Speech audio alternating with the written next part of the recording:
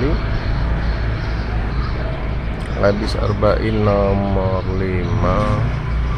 Man amila amalan laisa alaihi amruna fawarad. Barang siapa yang melakukan amal yang tidak ada perintahnya dari kami, maka ia tertolak, tidak terima, alias tidak sah, alias batal, alias sia-sia. Barang siapa yang melakukan amal yang tidak ada perintahnya dari kami, maka ia tertolak. Ibadah itu pada prosedur dan kaifiahnya adalah mengikuti perintah syariat. Karena suatu ibadah itu menjadi ibadah karena disyariatkannya dengan perintah. Jadi disyariatkan mulai dari disyariatkannya, dari turunnya wahyu itu sampai hari kiamat. Nah, kaidahnya laukana khairan lasabaquna ilaihi. Seandainya perbuatan itu baik dan benar, pastilah para sahabat telah mendahului kita dalam mengamalkannya, dalam mengerjakannya, dalam mendakwahkannya, dalam mensosialisasikannya.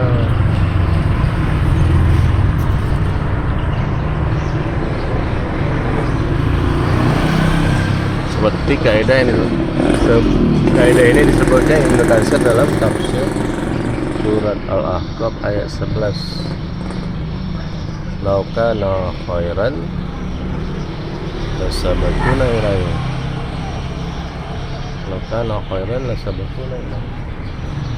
Seandainya perbuatan itu khairan, baik dan benar, pastilah para sahabat telah mendahului kita dalam mengerjakannya, dalam mengamalkannya. Perbuatan para sahabat itu menjadi standarisasi benar tidaknya amal-amal orang setelahnya, dan itu sejalan dengan surah At-Taubah ayat 100, wallazina tabauhum bi ihsan radhiyallahu anhum. Allah, jadi orang-orang yang ittiba dan orang-orang yang ittiba kepada mereka, kepada Muhajirin dan Ansar dengan ihsan, bi ihsan radhiyallahu anhum, Allah redha kepada mereka. Jadi jalan keridhaan Allah itu dengan mengikuti para sahabat dalam beragama, dalam beribadah, dalam manhaj mereka beragama. Jadi apapun prosedur dan kaifiah ibadah yang tidak diajarkan Nabi, tidak dilakukan oleh Nabi dan para sahabat, maka ia adalah bid'ah yang tertolak. Man amila amalan laisa alaihi amruna fahuwa radd. Barang siapa melakukan amal yang tidak ada perintah dari kami, maka ia tertolak. Wasarul umuri muhdatsatuha wa kullu muhdatsatin bid'ah wa kullu bid'atin dalalah wa kullu dalalatin finnar. Seburuk-buruk perkara adalah yang muhdath, yang diada-adakan dalam agama, dan setiap bid'ah itu adalah kullu bid'atin dalalah. Setiap bid'ah itu adalah kullu muhdatsatin bid'ah. Setiap muhdath tadi diada-adakan itu adalah bid'ah. Wa kullu bid'atin dalalah. Setiap bid'ah itu adalah sesat.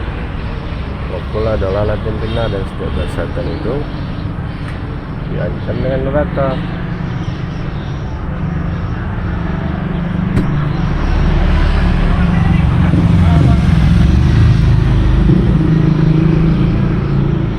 Ini bid'ah itu tertolak, ianya seburuk perkara, ia adalah dan mengada-ada yang diada-ada dengan agama. Ia adalah kesesatan dan ia difonis dengan neraka. Jadi sangat jelas wajib untuk meninggalkan bid'ah baik secara amalan maupun secara keyakinan. Dan manhaj sahabat menjadi standarisasi benar atau tidak.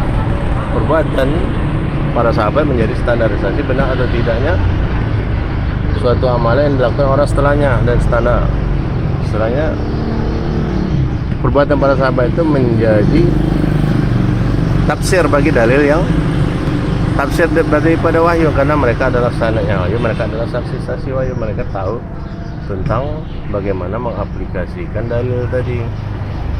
Karena wahyu turun di zaman mereka, dan mereka bertanya langsung kepada Rasulullah bagaimana kaifiah dan prosedur ibadah yang diinginkan oleh dalil tadi. Makanya Masyafi'i telah mengatakan, aku beriman kepada Allah, kepada apa yang datang dari Allah sesuai yang diinginkan oleh Allah, dan aku beriman kepada Rasulullah, kepada apa yang datang kepada Rasulullah sesuai yang diinginkan oleh Rasulullah. Jadi untuk sampai kepada pemahaman Allah, kepada pemahaman Rasulullah, tentu melalui para sahabat.